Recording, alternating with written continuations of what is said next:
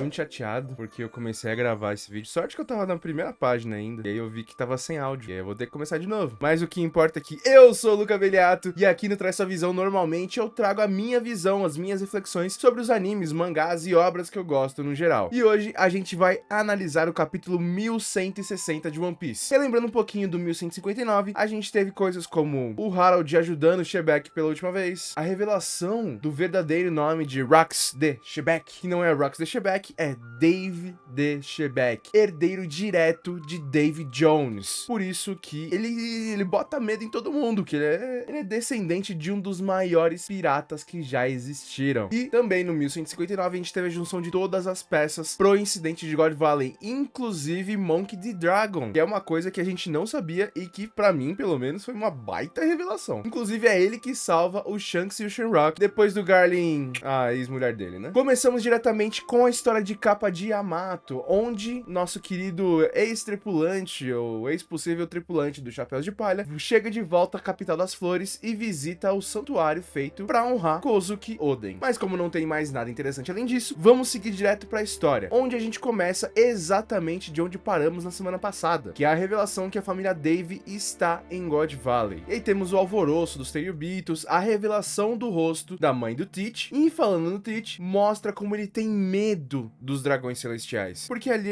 ele era um garotinho de 2 anos de idade, e ele vê uma pá de gente estranha usando um vidro na cabeça, falando que vai caçar todo mundo que ele conhece. Logo em seguida temos um encontro geracional de Goroseis, com Saturno conversando com Garlin e elogiando o segundo em relação à sua descoberta, que eu queria que fosse um pouquinho mais explorada, só pra saber como ele ligou Lé com Cré e percebeu que os Dave estavam em God Valley, a não ser que eles falem isso em voz alta pra todo mundo ouvir, o que seria bem One Piece de se acontecer. E seguimos diretamente para o momento em que a ex-mulher do Garlin pede pro Dragon cuidar dos filhos dela, Shanks e Shenrock, e infelizmente ela desfalece logo em seguida. O Dragon tá naquele dilema muito grande entre seguir o que ele acha que é justiça e seguir as ordens da marinha. E após isso é dada largada para a caça dos Tenryubitos, onde eles revelam que existem 13 coelhos super raros que valem 13.000 pontos e todos os outros são coelhos raros que valem 150 pontos. E aí os escravos começam a fugir, alguns com esperança de conseguir sobreviver por 3 semanas, outros sem esperança alguma de que irão sobreviver. E aí temos uma demonstração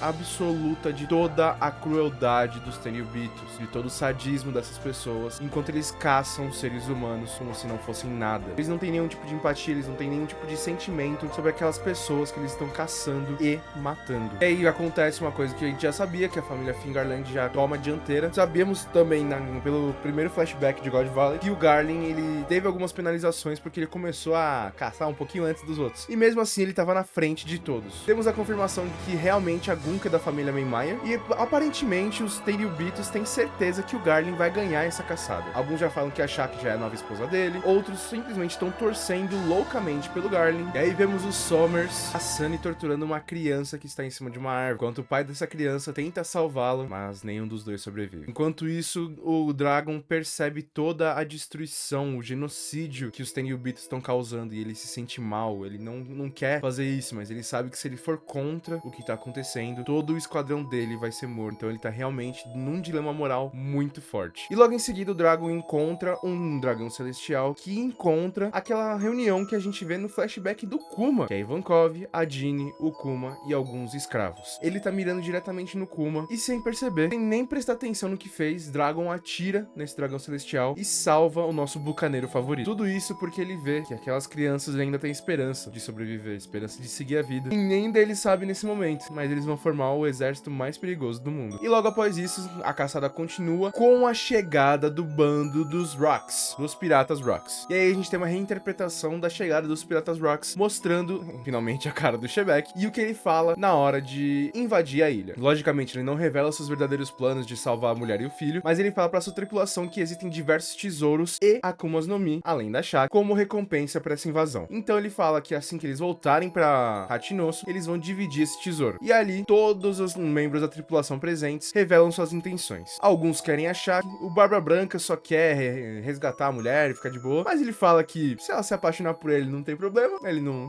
vai negar, até porque, né, quem negaria? A Stussy fica maluca com isso. A Gloriosa quer resgatar a Shaki, não só porque é irmã dela, irmã, né, de Amazon Lily, mas porque ela acha que se ela fizer isso, o Roger vai agradecer ela, vai ficar feliz com ela. Eles percebem que o Ochoko não está ali, aquele traidor nojento, e falam que assim que eles voltarem pra ilha, eles vão proibi-lo de entrar no bar. A Big Mom só fala que achar que não ia dar bala pra nenhum deles, nem se importando. E o Kaido pergunta pra Lin Lin, né, nossa querida Big Mom, se ela vai dar uma das Akuma no Mi pra ele. E então começa o ataque dos Piratas Rocks, invadindo a costa de God Valley e começando essa loucura desse incidente. Os Tenryubito percebem isso, logicamente, porque eles estão sendo atacados, começam a reportar que os piratas chegaram. Existem alguns Tenryubitos ameaçando a marinha, porque a marinha devia cuidar disso, não devia deixar piratas chegarem perto, e falaram que se eles não resolverem isso, todos vão ser enforcados. Dragon ouve isso, pega os dois garotos e sai correndo. E agradece porque eles, aparentemente, eles não têm medo, eles não estão chorando, mesmo com a invasão de piratas na ilha durante uma caçada gigantesca. E nisso, no meio dessa confusão, os piratas Roger também chegam, com o Rayleigh olhando de canto, o Roger falando que achar que não vai dar bala pra nenhum deles, e que é pra todo mundo focar nos tesouros, enquanto ele resgata a Shaq. O Garlin lamenta porque ele não consegue continuar jogando, reúne os Cavaleiros de Deus e vai pra cima dos piratas. Enquanto a batalha tá rolando loucamente, vemos alguém falando que não é pra fazer esse tipo de coisa, pega uma bala de canhão com a mão e joga na ilha, acertando os piratas. E por fim, a última peça que faltava pra esse incidente começar com força total chega, que é Monkey D. Garp. Esse capítulo teve muita coisa, muita informação, algumas coisas que são meio reinterpretações de coisas que a gente já viu, mas finalmente chegamos no momento em que a guerra de God Valley, o incidente de God Valley, vai começar com força total, com os Piratas Rocks enfrentando os Piratas Roger, a Marinha e os Cavaleiros de Deus. A gente finalmente vai descobrir o que aconteceu e se realmente foi a junção de Garp com Roger que acabaram com os sonhos de Shebek, ou se isso foi uma invenção do governo e o Shebek acabou caindo para algum dos Cavaleiros de Deus. Vamos descobrir isso no próximo capítulo de One Piece, que não vai ser na semana que vem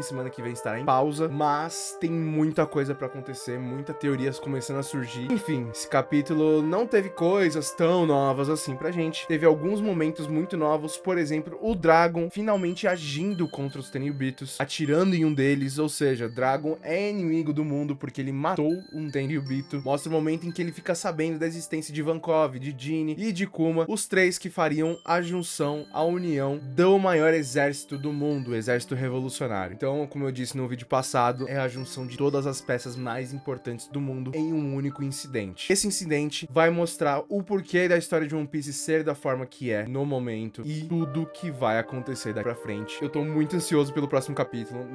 Eu não acredito que vai ter mais uma pausa, sabe? Mas eu quero saber de vocês. O que vocês acharam desse capítulo? Eu achei esse capítulo maluquice, não tanto quanto o da semana passada, mas esse capítulo tá muito bom. As tensões de God Valley estão crescendo cada vez mais. E assim, de novo, é muito bom poder viver nessa época em que a gente tá vendo One Piece pela primeira vez. Porque quando todo mundo souber já o que é a história, o que aconteceu, o que é One Piece, eles não vão ter essa sensação que a gente tem hoje em dia. É maluquice. Mas enfim, se vocês gostaram desse vídeo também, já deixe seu like, se inscrevam no canal. Não se esqueçam que aqui na descrição eu sempre deixo alguns links de afiliado com algumas coisas que eu acho que vocês vão gostar. Então não se esqueçam de clicar lá e a cada clique, cada compra que vocês fizerem através de um link meu, eu ganho uma comissão. Então, ajuda nós. Falando em ajudar, também lembrando que aqui em cima eu sempre deixo o meu QR Code, que é o livepix.gg/traz-sua-visão. E esse QR Code você pode fazer sua doação, fazer seu pedido especial, passar uma mensagem legal pra mim, passar isso com qualquer valor. Eu estarei extremamente agradecido, porque isso vai ajudar a fazer meu projeto continuar rodando da forma que ele merece rodar, que é com muito amor e muito carinho. Mas enfim, a gente se vê no próximo vídeo e a meta é o mundo.